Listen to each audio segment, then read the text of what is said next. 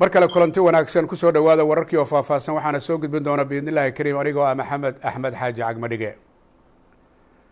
magaalada jowhar ayaa waxaa tababar loogu soo xiray dufcaddii ugu horreysay ciidanka booliska hirshabelle ay yeelanayso iyadoo tababarka 200 ka badan loo soo xiray ayaa waxaa munaasabadii xiritaanka ka qayb galay wasiirka amniga ee dowladda federaalk ee dalka Soomaaliya iyo taliyaha guud ee ciidamada booliska ee dalka Soomaaliya iyo madax ka socotay hirshabelle sida uu ku soo waramay wariyaheena Ibraahim Cali Nuur.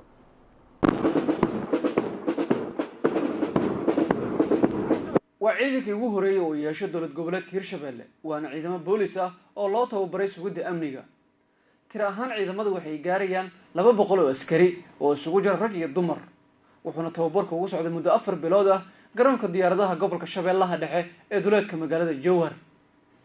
munaasabadda xiritaanka tababarka waxaa ka soo qayb galay mas'uuliyiin ka socotay dowladda federaalka Soomaaliya oo ay ka mid yihiin wasiirka wasaaradda amniga xukuumadda federaalka Soomaaliya, taliyaha ciidanka booliska Soomaaliyeed, saraakiil ka kala mission iyo UN-ka, qaar ka mid ah labada gole ee dowlad goboleedka hirshabelle,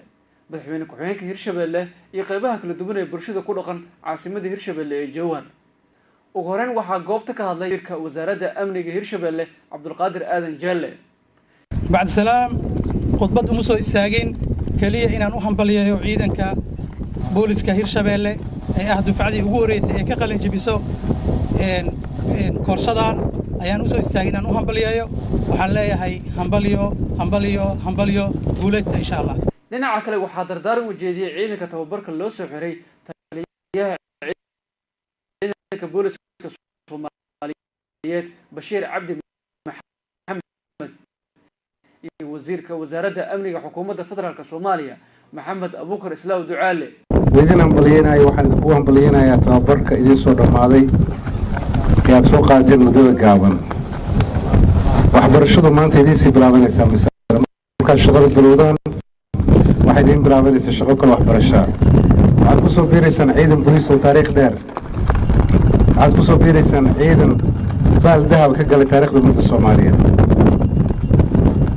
waxaan rajaynayaa in aad idinka ilaahay idinkuna aad noqotaan ciidan booliisa oo qable wanaag adeega si daacadnimo. ciidanka kasoo horjeedo waxa uu qaalisan qof bini aadam baxsho ama qof ku hameeyo uu ku hameeyo waa naftiina soo qadinteen, waxaad soo qadinteen inaad ku difaacdeen dadkiina iyo dalkiina, waxaad soo hameeyeen inaad ku difaacdaan qarankiina hirshabelle. ugu dambeyn madaxweyne ku-xigeenka hirshabelle Cali Cabdullaahi ayaa sheegay inay tahay guul u soo hoyatay hirshabelle maadaama maamulkooda uu yeesho ciidamo boolis ah, wuxuuna kula dardaarmay ciidamadan cusub in si daacad ay u gutaan waajibaadkooda ciidannimo. بعد سلام محمد أنا قاعدان دولة جبهة hirshabelle مسؤولين تأيي شعب كما فرحضوا إن ما أنت لوسو حرو دفعت يجوه الرئيسي بوليس كا دولة جبهة hirshabelle يا ما أنت فرحضنا وحلنا الحمد لله إلهي يا ما داس إسكاله وحرب هالكان إن أنا ماد علي عد كستاج عنك جيستي فدرالك يوم عرقتي UN كا يوجود هندي قبياش أنت عنك جيست وحرب هنا نراد ود ما سنتين وحرب هنا كل دردارمو عيدك بوليس كا دولة جبلات لوحتين دفعت يجوا رئيساتين وحلا إذا كان ربع دلال بدن إن الأبنية كشغيسين الله إذا كان ربع إن البرشة السد كانوا معامشين الله إذا كان ربع شرع جينا دورتين الله إذا كان ربع دفعتها الضمباء اللي تببرها هدي لا يرى كان نقدر وحال الربع إن تكون ضيشة ونغتين ويدو كود دايدان.